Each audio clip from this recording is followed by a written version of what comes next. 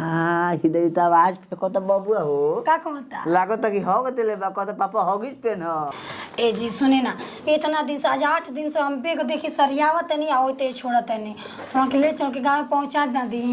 गावे का कर जो पागल हो माने अब माने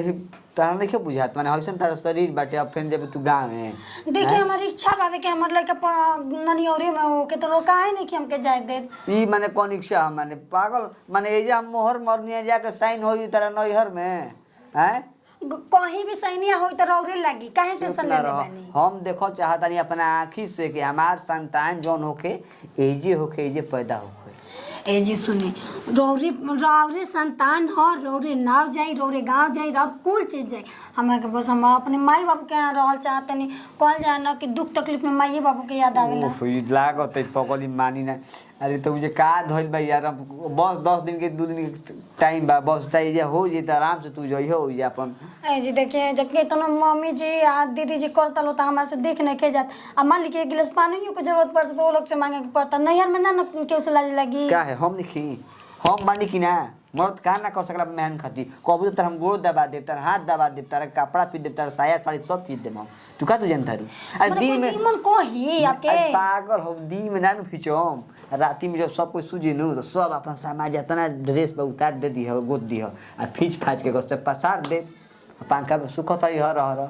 तारा इहे ना बुझाला हैं कब डांड में दर्द हो जाई त आराम से गरम तेल लगा के मालिश करो हैं इधर रह के हम पेट दर्द करता बुझाता कि रहता चिलिकता इतना कि अब का बताई रो के अरे दादा देखत रे गोड़ पीटत है गोड़ पीट जब लइके गोड़ पीटल सनो तो दर्द होला ओ त के लेके नो जे पूरा करिया अब हई सुख तारा कहां मिली हई सुख मिली तारा हैं एबो जे नैहर में तो कितना गोड़ दबाई हो ए तो ए जना कहतन जे कि रो हमरा पर पाप चढ़ावत नहीं मर्द के पैर में रार दबावेले मेरार के पैर मर्द ना का है माने मर्द बीमार हो जे त मेरारू के फर्ज बाकी दबा गोड़ दबाई तेल लगाई आ मेरारू बीमार हो तो मर्द के फर्ज नहीं खे हैं जी पाप चढ़ेला पाप ना ठेंगा चघेला पाप के पाप के भागी मत बने देख रहो यार जो तन जा अरे हमर धोनी काहे इस करता रू मैं तू नैहर जइबे करबू ना ना यार हो जे सुन ना बाबू चाहे बुची कुछ हो जे तो फिर हम चल आई ना अरे नया नोहर अभी कनिया बाड़ू नैहर जाए के काहे दीज करताड़ू अरे हमारा के डलबू गोरी झूठहू के झमेला में धनिया तू मत जा अपना माई बाबू के मेला में देखता है कितना अंगूरी गिद्दी गिद्दी वाला तक सतपुतिया का सब्जी होखे है तो बना के खा जी सतपुतिया तो अरे तो खाए अब ले खाई से बाकी बा ना खइले पियले रहती तो बबुआ होइत कहां से सुनो ना जाए दे बात तोरी भाभी लोला अरे दादा तर का तरह हम कोई अब होई से तरह कहां मिली बताओ सुन ना ए काजे आवन ना अरे रे हनी आ जाए फोटो ना यार हो अरे चलो रे आ जाए बोल तनी गोड़ तनी डाउन करा अरे तनी देखी तनी त ई काजी आई अरे दादा ये तो बबुआ लात मारता हो हां ना मुड़ी पटकता हो ऐसे कहता पापा बहरी आई हां रोडले कहता अच्छा बबुआ सोहे दिमाग के थाना हो दिलगुल को देखे दो हिदई त आवाज फेंको त बबुआ हो का कहता लागत कि हो गते ले बा कहता पापा होगिस पेन हमार लइका जान है एक नंबर के हमारे पौतरी एकदम सेम रावले टू कॉपी हो हां यही तो कहता नहीं कि मुश्किल हो करे कैसे झेलम माने हमरा के झलका मुश्किल बा माने हमरा के ध के काम माने चगावे के पड़ी सुतावे के पड़ी हैं अब काहे ना पेटे में बत रो से हागिज मांगता कुछ देर में कहो कि दूध मांगता अरे पागल हो लइका जान जे कि पेटे में सब अपन इच्छा पूरा कर लेलन स अच्छा बाकी बात कही काजी बोली मान लो कि बबुआ हमनी के अरे आराम से मान लो कि बबुआ हो जाई तो हमनी के हमार प्यार दो भाग में बांट देबू नु आधा बबुआ के प्यार दे देबू आधा हमरा के देबू कैसन रो बात करतनी जी रो हम करेजा के टुकड़ा हई रो बादे बबुआ बावे बबुआ बात तो सुन लो हमरा ई ना नु कि बबुआ हो गेल नु तो बबुआ के मुंह में फंस जी ह आई मरद के भुला जी ह प्यार गजब रो बतिया नहीं बताई देखी मरद के बादे औलाद बावे ठीक बा ना नो कि प्यार कम मत करिए जन हमनी के सुहाग अपने प्यार रहे अभी तक प्यार बरकरार बा उहे प्यार हमरा चाहिए अरे हम करेजा हम आज तो से बहुत प्यार करी ना ई लिव यू रूसम हम कुछ बोलनी है तो का जवाब ना देनी है। आई लव यू ना आई लव हो ये अब दिल पहले रहत रह ऐसे रहत रह ना अब नहीं खे अब टेंशन से सुख के दिल ऐसे हो गइल है लटक गई ना कलयुग के दिल है कलयुग के दिल। तो सुन ले के मैं पानी डाल दी हरी पानी डालक बाद धीरे धीरे धीरे दिल पुचू की है नो तो कलयुग के अंत हो जाए भटजुग आ जाए सुना सुना ना चलो ना चलो ना कहाँ चला जी देखा तो 3-4 दिन बाद साला 20 तारीख के डेट देले भी आज 17 को तारा पहिनी के ई तो एगो और पसेना पसेना क देती है ये कहाला कि खड़े खड़े मुंड पर धोखा देवल। हां रोरा के चल चल चल चल कुम चल कहाँ चली चल तारा चलो तारा कुछ खियाई चल तारा दांत में तारा तेल लगाई पागल हो ना खेबू तो फिर बबुआ भूखा से रह जाई जा जा लेकिन ना ले जाए ना। अरे दादा अरे ओ तो बंदरू सेलू धनिया जोहिया रे तवार हमार छुट्टी लिहल माटी में मिला वसहु कि तो के आसे गिण देवेली। चलो आजा चलो इतना बर्बाद देते हैं लेकिन एक वाली ही नहीं कि कहां चलो हम तक छोड़ दे। अरे बुझा का कर जब अपन घर चलो तक केरा खियाओ तनी सेब खियाओ तनी अनार खियाओ तनी तक डाब पियाई चलो ना कि बबुआ गोर होई अब है ना गोर होई वो घरी बाजे ना आइबो कहबो कि हमार ए जी हमार ब्लूटूथ फुल क दिया ब्लूटूथ फुल हो गइल तब कहत रहो कि दर्द बा डांड में एथी बा हैं जब ढेर जाने नहीं का जब ये सब मजा के साथ अरे देखियो आराम से चलो तू जब गोद होता तो हमारा दर्द होखे लगता। चलो हम मछरिया बनाई तुरंत सड़ माने हम बाई न तो लइकन में अझुरा तनी न तो 4 घंटा उनके चिल्लाए के पड़ता टुअरे हई करे हऊ करे नतिया सुनत न सब बाल बच्चा आए अब के बाल बच्चा सुनत न हो एगो हमनी रही जा कि माई एक हाली पुकारत रहे 10 हाली दौड़ लावत रही का रे माई का कहतरी। अब आजकल के लइका बड़ा से चाहे बेटा चाहे बेटी न ते 10 हाली चिल्लात एको हाली सुनत नहीं खंस कन्या काजी दीदी हई के कबाड़ी खोल के रखले बारे हम तनी के कोह के गइल हई नु के कबाड़िया बंद कर दिया सन इधर दूध है ओ जी तो हिंगा लेकर धरे हम छुअले बानी जी का हो जाई मछरी छुअले बाड़ू त लइका के दूधवा पियावे खातिर ने पुलवा में उठू करके आ चीनी तनी हल के चीनी डली है ठीक बा एक त इन मुनिया के रोगी बाटे आ ओकरा आउरी रोग पटे जताटे के जन कैसन बेटा जन्मल है ना आदमी कहन हो भगवान ओकरे पसारा उठू दे के भेज देले बावन। अरे का करम जी जेकरा जवन होखेला बा त उ त होइबे करी के को रोकला से नानु रोका जाई। ए कन्या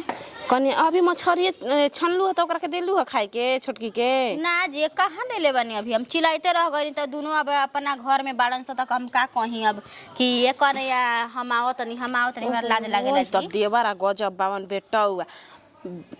लोड क देले बावन गाड़ी या तब दम ओकरे पर छपले रहत 24 घंटा। अरे दीदी प्यार हटे जी अब कहाँ गइल पूछी जी के जननी देखनी है कि बोदिया तुड़त रही खेतवा में ओनिए से आइल हन तक चिल्लाइल हन तक कहते ये भौजी बोदिया टमाटर तुड़त तनी कनी तुड़ के ले आई जल्दी आ हो कनिया तनी ओकरा के ध्यान दिहा उ बांगवा ठिया जाना तड़ू कि ना कोनो भारी चीज उठा लेती पट देखी। ए दीदी जान तनी हमरा से ध्यान देवे से पहले तो बबुआ जी ध्यान देवतनी उ अपन फर्ज निभावतवन तू अपन फर्ज निभाई है जान तड़ू कि ना ओकरा महसूस मत होके कि हमार गोतिनिया हमरा के नहीं खींचा करत हमरा के छोड़ले बाड़ी जा जानलू ना जी हमनी काहे के छोड़े जाएम जा ओइसन देह बा भारी कहीं ऊंच नीच सीढ़ी उड़ी पर चढ़ जाई कहीं गिरिए जाई बार बार ओकरा के देखत रही है। अब सास नहीं कने या तो हमनिए के नु बानी जा तू आइलू बुचिया होके करे त तारा का हम ना कहनी बताव हाँ सास के तनियो से उठू आई ले आ क्या दादा हमार सास नहीं किया जे हमरा के हॉस्पिटलवा में रहती त हमरा के देखती हमार मुंह में कवा डलती तहर भतरू से न ज्यादा हम मानजन करत रही कि जगह। ए दीदी देखी सासो रहती त यहाँ कोनो मुंह में ना आदमी खाना खिया देबेला रुकी लेके आवत नहीं लकड़िया जी आई दादा इहे नु कहा जाला हो कि गोतिनी गोतिनी में इतना प्यार भगवान ऐसा ने प्यार हमनी के बना के रखी है। हाँ देखा तो होइसन देह बाटे तबो ओकरा के ले जाके बेडे पर चाय पानी आ मछरी मुर्गा जमने बाटे टाइम टेबल से इहो बा हमार कन्या में कि टाइम टेबल से लावा हो कन्या आ गईनी टाइम टेबल से ओकरा के खियावतिया पियावतिया दवाई बीरो सब करतिया। ए कन्या एगो बात कही का जी काहे 3-4 दिन से छोटा की मन को सुआइल बिया कोई से बोलत नहीं के दर्द का ज्यादा पेटवा करता का जाने जी। अच्छा ये बताएं दीदी कि कही तबे ना हमनी के सब कोई जानल जी। कुछ कहत है नहीं के खोइस जैसा लगैले भी है, तब हमनी का करी जे बताई ना। तो पूछो करा से, अब तू ही ना पूछबो कि हाँ हो का भइल बाटे। अरे बेटवा तो नहीं खन बतावत है। हाँ आखिर बेटवा भी कुछ कहत होई ना कि ना कि मर्दा भी ना कहत होई। का खाती की मरले बन की पिटले बन बताइहन तबे न हो। चुप रही मारत वनु वो प्यार छोड़ा के मरबो करियन बोलेलन हई रे ज्यादा। ई तब हमनी के देवर के कि ई नहीं खे कि गांजा बीड़ी हम ये खुश रही ना कि आज तक ले ना मर्द हमरा पर हाथ छोड़ले बरे ना भैया जी ना रौरा पर ना देवर जी। हैं कभी कभी तुम पैरवा ध के पलंगिया पर से हिचियो देबिन त कहलन देख हम कब मरले नहीं खे ना त मार देबिन त कड़र जेबी। हां हियो के बार-बार धीरा होत नहीं कहत है देख अबरी आइब न त पक्का मारम, अबरी बेर आइब न त पक्का मारम। लेकिन कुछ कहिए दीदी जी हियाँ चल आई ना न तो हमरा के ना मारी ना मुँहे बना ली ना थुथुर जैसा डरे डरे कि अब मारम। तब फिर कहते कि ये तो हमारे में खासियत बटे के दूर रम तो इतना खीस बर के होती समय बुझा के मुआ दिन तारा के। आ जब हम आ जब सामने तब हमरा बुझेबे ना कर लगे मारी के छोड़ी समझ आई। हाँ ये कने साफ ऐसे कह दे ताकि ना बेटा वो सिखले बन जाए अपन बापा के नु ससुर जी हमार रही नु तू नहीं खुद देखले हम देखले बनी हमन के ससुर जी रही जब बूढ़ी पखिसियास नु बूढ़ी कस नु आगलन खेत में से आरी ओरी फरुआ लेके गबे ना कहलन कैसे यार कौन करत होय तो उनु कोई मोर के मुआ तनी ओ जी को शांत हो जाना जा हो कुछ सोच के नहीं खिमारा तो वैसे इहो बावन जा। हां लहे लहे डाला कने एकदम धीरे धीरे। हां मछरिया गरैया मछरिया ना ए हाई मछरिया के जी कौन मुड़िया है बंगुरिया के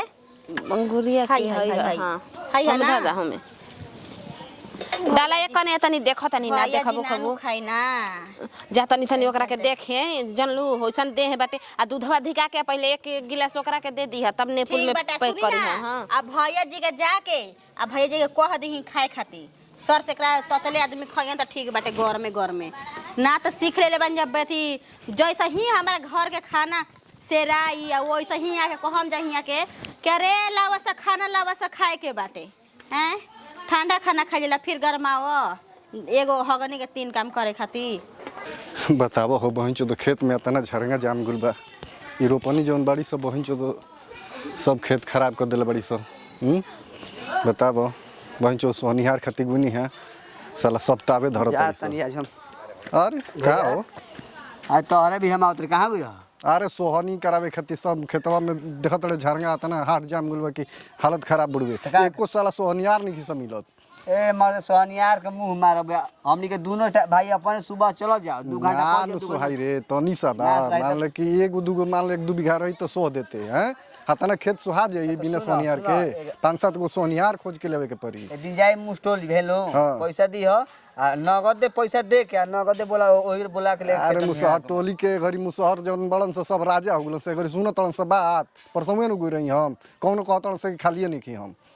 ना तो छोड़ ना हटाओ सोनी के बाजार छोड़ एक काम कर के दवाई मंगा के दवाई छीटो। अरे बौरा हवे धान रोपाला तो ना घरी दवाई छीटल के घरी धान सब बर्बाद कर दे का दवाई छीट के जब घास भइल बा ताप आदमी नहीं खा मिलत मिली हम जाए के पड़ी जाके चमरपुर में खोज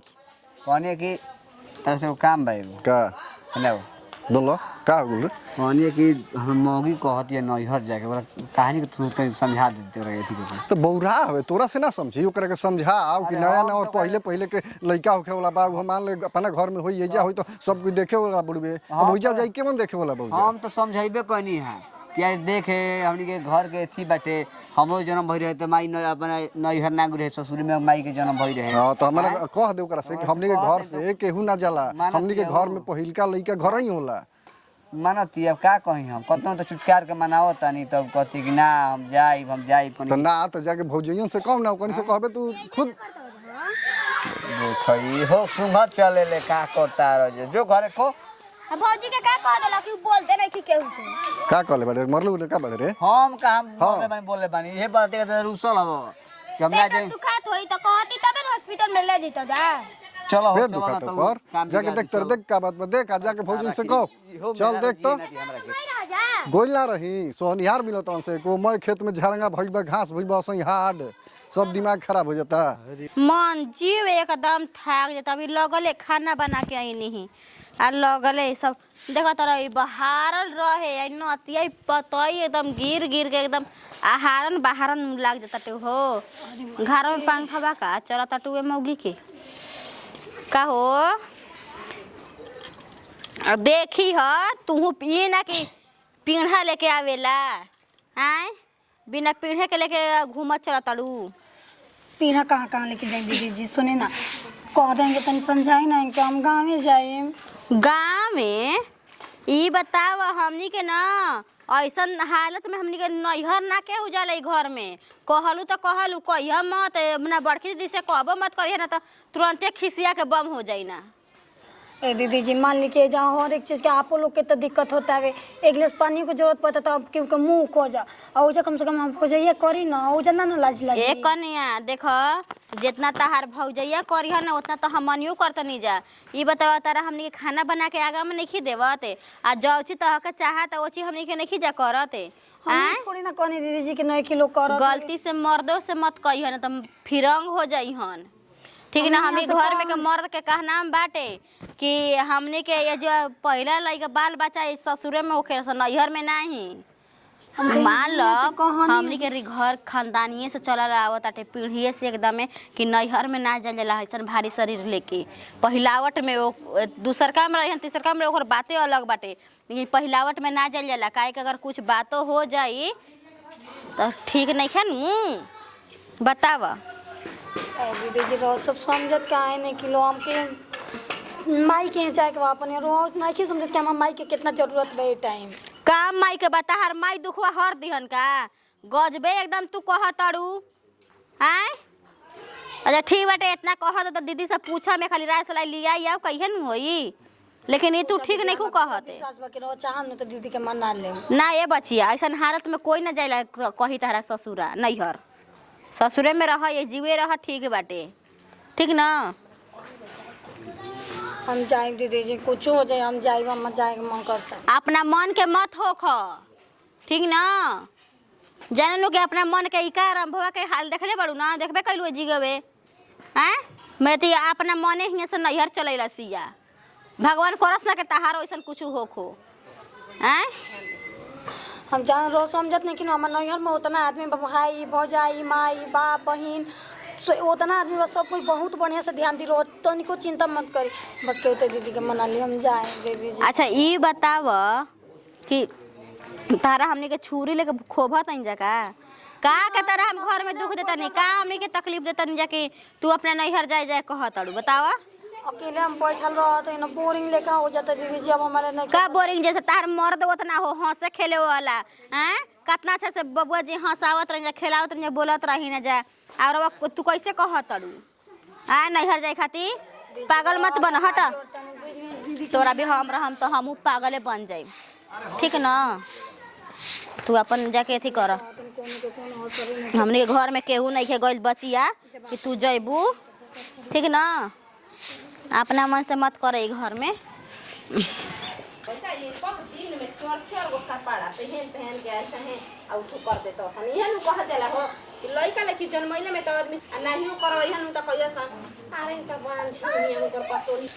का करतड़ू हो कहा जी सुननी है कि उ कहत बबुआ कि उ जाए के बिया नैहर जाए के कहती है तोरो से कहलस ये हम तो ना सुनने हैं अभी उहे अभी अरे छोटके अभी का कहलस हमरा से तो कहले होई हम तो उनके से कहले होई कहता कि भैया उ जाए के नैहर कहती है अपन नैहर का करे जाइए अभी कहती है कि वही लइका हुई हमार हैं हमनी घर के साला घर के नियम ना है कि पहला उठे हो नैहर में ओकरा कहानी है ये बतिया कि तो जानत नहीं खीस देवर बाबू नहीं खी जाना कहानी हम ओकरा से तो कहता कि उ मानते नहीं खे मानत नहीं खे काहे कपार पर चढ़ाइले बन तो टांडो तो करबे न करी तो मैंने टांडो करवाई अब हैं देखो लोग ओकरा के समझावो लोग तू लोग कहे खाती बड़ू। हाँ ये तो बतिया बा मगर ना जाई हम कह ना देतनी हाँ हमार कानवा के भी आइले नहीं खोकनी के आवाज की हाँ जी हमारा जाए के बा नहीं है हम कहनी नु जा पूछो ओकरा से देखो का कहती है जानते बड़ी सन तू ना जादी हम तो का हमारा भी है कोई है नैहर कैसे चल जाई इहे उठू बाटे नैहर जाए खातिर हैं निमन देह बाटे होइसन देह में जइहन भारी देह लेले बड़ी या नैहर उहे ओकरा कहनी कि तू ओकरा के समझा दे बता दे तो गोइल बात देखो का कहता ओकरा अब कब बुझाता ई बात कहती कि हम नैहर जाई में हैं होइसन देह बाजी गांव देहात में ओकर नैहर बाटी आज कुछ तबीयत खराब हो जी तो कैसे आदमी बाजारे जाई हन होला मान के चलो होला हां बबुआ देखी हो बबुआ रोटी आ खिला साला दे ये जी सब आदमी झटपट ले जाके हॉस्पिटल में भर्ती कर दी हन हाजी वही तो हमर पास का हाजी दवाजी बाड़ू हां हे जी रसगनी भी कपड़ा पसारती बोली कौन एक तरह से वो काम रहे का बोले मैं देखना ओकरा समझाओ करा के हम तो समझाओ थाक गइल बनी हम हैं कहते कि हम नैहरे जाइब तो ये कौन रोग ध ले लेबो ओकरा क्या हम कहीं अब ले बाड़ी हेतका गो टुनु की आ नैहरे जाइम सबके पूराइल बाकी हम नैहरे में जाइम आय सब तो हम बात कह के थाक गोनी यहाँ तक का कहीं तरह हम भौजाई कहतनी ओकर डाँड में तेल लगनी ओकर गोद दबनी कहनी कि तू एजे रह जौन तार दिक्कत होई सब तरह के हम करब हैं आ तबो कहते कि नैहर जाइब हाँ गब हिनाइल जातड़ी जाई कन जिनके हबे कब नहीं के बुझात कि हाँ हमारा नैहर रहे का चाहिए कि ससुर हई लेके हई सट्टू की बाबा आ जाई भाई आ भौजाई छोड़ ना, भी मुंह अरे देखावे गरम दिन- एकर त तनियो से बुझात जाए तो गरम दिमाग में होके मत बन तो फिर और बुझियो कि कम से कम जा कर तनी शांत दिमाग के कम से कम समझा अजी दो देवर बाबू हमनी घर के नियम में ना है और जाना तनी ना कि पहले ओकर देह छूटे ऊ के तब बाद सब- कुछ हो जाई त केकरा पंख लंकाई सब तो ई बताई कि नैहरवा में जाई तो ओकर रोगवा ठीक हो जाई आ कितना मलवान तेल लगा देन हम नहीं खिजाना इहे तब बती हम तो कबे से सिखावत तनी ओकरा के देखी बबुआ जी भौजाई पर ना केहू ना फौकल जाला केहू के नहीं हमरे भौजाई इतना कर धरत रहलिया का तो हैं जालो जा कम एकर ना भौजाई करे लीजा लेकिन हां जाए दो कोई करेले 2 दिन खातिर 4 दिन 10 दिन खातिर जाला ना आदमी तब ना करे लन जा जाए दो खुशी में आदमी जालन जननी का हम कहीं हमरा के बड़ा फेरा में तो जाइला ना चाहिए काहे कि अगर भगवान करस ना अगर कुछ बातें हो गई ई बतिया बुझो तब नु ई बतिया बुझो तब नु हमरा से कहत रहल हिया के ने का जे धइल बा हमरा कान के धइल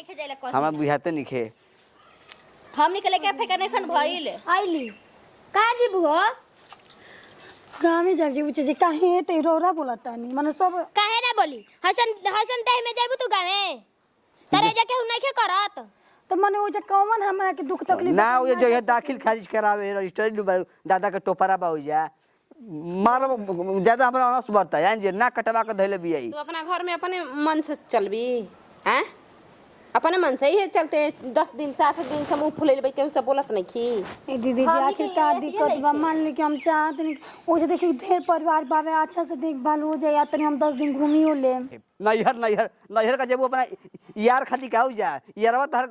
लइकवा घिचिया खेलाई हैं कहला पर तू लोग कहबलू कि भौजी कहत देवरा एकरा माई के हम का करा कहीं एकरा बहु वंश के का कुछ बोलत रहे ना जी काहे ला। ने कहत बा ने हैं नहीं मेरा हाथ अपना मन का बनल बिया। नैहर कइले बड़ू हो कहा ना एकरा दादी के यार रखले बिया तबे ई बेचैन बियाई अरे मम्मी रे अरे अरे अरे कब रे ते तू कहते जी हाँ? पेटवा तारा की तो कुफुत कैली अभी नहीं अरे दादा ए भैया भैया अरे बोलाओ गड़िया बोलाओ सकर दर्द कबर कोई अरे अरे ई का भिड़े रे टेम्पू बोलाओ टेम्पू हो टेम्पू बोलाओ भरा लोग एकर के मर हम तनी गाड़ी धरो बोल धर ले रहता धरो धर हो कने धर ये से तारा ई फेरा में डबल से मेहरारू हमरा के